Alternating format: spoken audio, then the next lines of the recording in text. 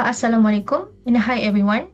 Today we're going to discuss about the Operation Obsidian Route, which is a complex fraud operation targeting businesses in the logistic industry. It's all about the manipulating transaction and rerouting money, and it's been designed to make around 3 million ringgit every month with almost no human involvement.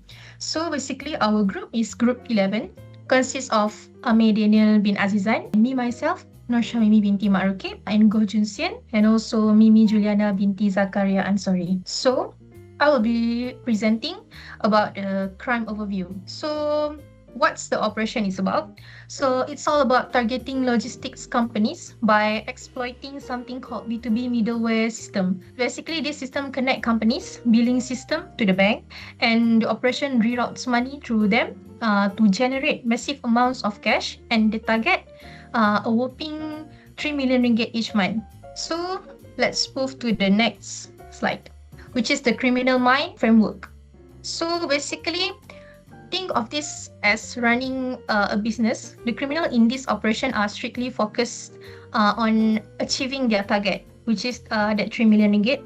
So the calculated risk aversion is they don't go after individuals. Instead, they target B2B environments because it helps them to stay low profile and avoid drawing too much attention. So we're talking about the behavior or action behind this operation.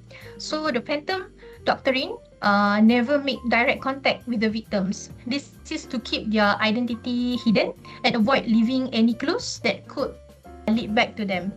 And the other one is every action is carried out of precision and planning, and they don't make random moves because everything happens on a set schedule, meaning that they don't leave anything to the chance. Thank you. Alright, so we have the motive and the target. Now let's look at how we actually breach the system. I will be walking you through the technical execution of the Operation Obsidian route. Before we touch any servers, we conduct extensive reconnaissance. We use OSINT, which is Open Source Intelligence, specifically scanning GitHub repositories and LinkedIn profiles to profile the target company's software developers and harvest exposed API keys or credentials. To ensure our own operational security, all of our syndicates planning is done via decentralized end-to-end encrypted messaging.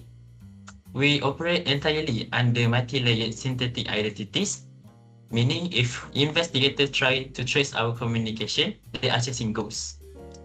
Once we secure a staging credential, we move to the injection phase. We do not use loud ransomware or phishing.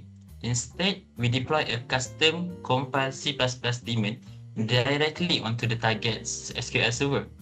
This daemon acts as a hook, as you can see on the screen. When the company's billing system generates a legitimate invoice payment, our code intercepts the database command in transit. It will swap the legitimate vendor ID with our syndicate's mail account. When the payment executes perfectly, all of our code instantly revert the database back to normal. The company's dashboard shows a successful payment, but the money went to us. However, the most crucial part of this hack isn't just the code, it's the timing. We restrict our daemon to execute strictly at 14:30. Why? Because 14:30 is the peak processing hour for this logistic company. By executing during this massive spike in server traffic, our fraudulent database queries are completely buried inside the daily noise of thousands of legitimate batch processes. To any automated monitoring system, our hack looks just like another normal invoice. But getting the money is only half the battle. To ensure we leave absolutely zero evidence behind for forensic investigators, I will now pass the floor to Go, who will explain our anti-forensic strategy. Thanks, Amir. Next, we will talk about the anti-forensic evasion tactic used. For hardware evasion, the operation runs entirely from a portable live Linux USB. This guarantees a zero physical footprint. Everything executes in volatile RAM, pulling the USB instantly destroy all session evidence and the entire operating environment.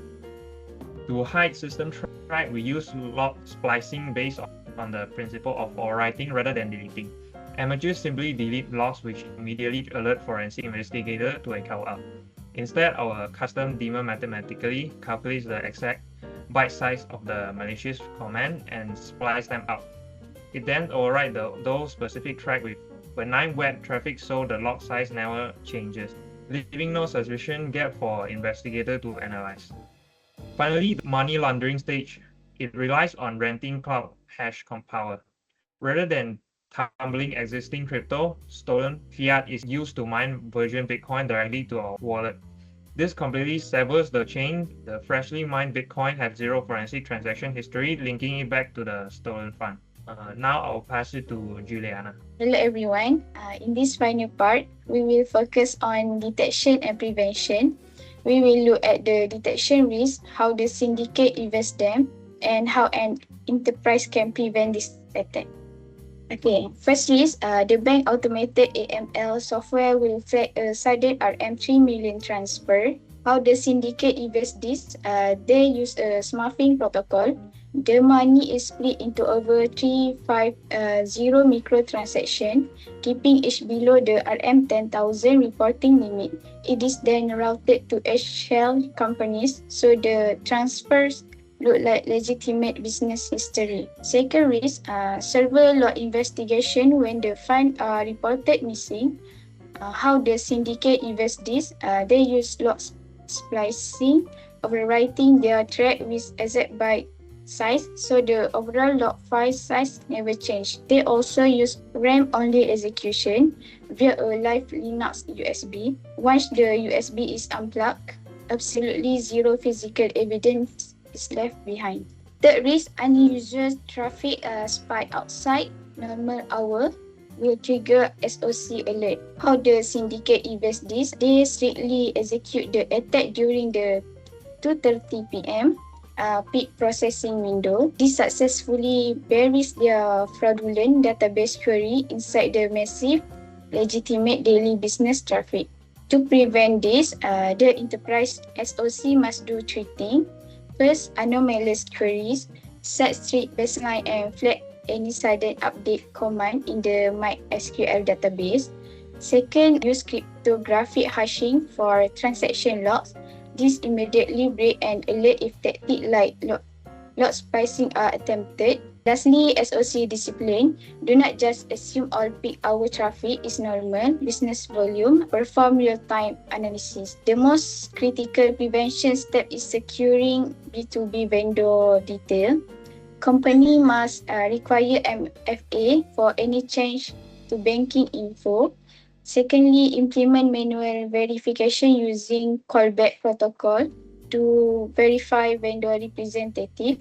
Lastly, standardize workflow to completely eliminate one-click banking update in the system. Thank you. That's all from our group.